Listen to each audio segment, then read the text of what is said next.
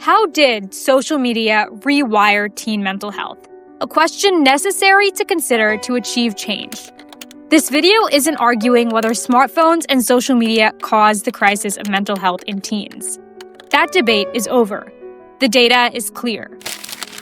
Let's start with the spike no one can ignore. Between 2011 and 2023, the percentage of United States teen girls reporting persistent feelings of sadness or hopelessness jumped from 36% to 57%. According to the CDC's 2023 Youth Risk Behavior Survey, teens who check social media several times a day report much higher levels of bullying, depression, and suicidal thoughts than those who check it less often. Psychologist Jonathan Haidt calls this the, quote, great rewiring of childhood, unquote, in his book Anxious Generation. He argues the shift was not random. A teacher who recommended me this book and I discussed whether the harms of social media outweigh its benefits. It's a compelling debate. Does the rise in anxiety and depression and loneliness stemming from social media cancel out the kind of connection that it makes possible?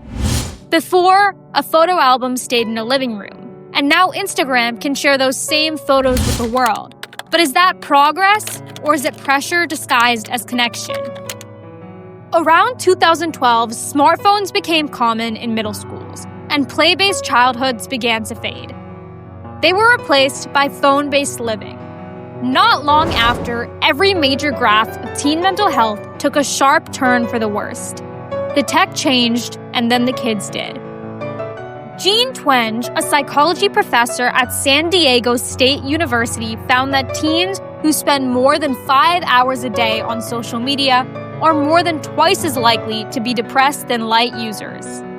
This is what researchers call dose-response relationship. The more you use it, the worse it gets. Video games have a clear stopping point. You win, you lose, you log off.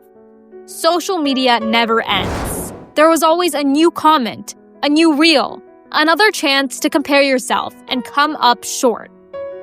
So how exactly does this tech damage mental health? Start with the appearance-based platforms like Instagram and TikTok. They thrive on filters, images, and feedback loops. Teens are hardwired to compare themselves to others, but now they are comparing themselves to thousands of filtered, perfected, surgically enhanced influencers. Quitting means the fear of missing out, but staying means slow erosion of self-worth. Next is sleep. Teen brains need deep, uninterrupted rest to regulate emotions and stay mentally resilient. But nearly 70% of heavy social media users sleep less than 7 hours per night. Blue light suppresses melatonin, the hormone that helps you fall asleep. But it's not just the light. It's the emotional chaos right before bed.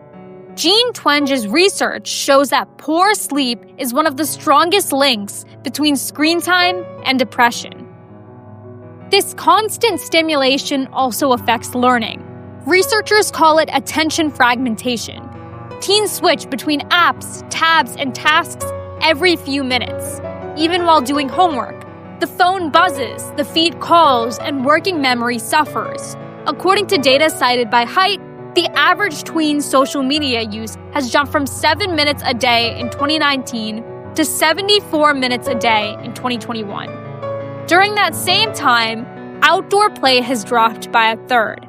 This is crucial because kids don't just have fun when they play. They develop emotional regulation, social problem solving, and resilience. Haidt and several other researchers argue that phones are dangerous not only because of what they show, but because of what they are replacing and how that replacement rewires.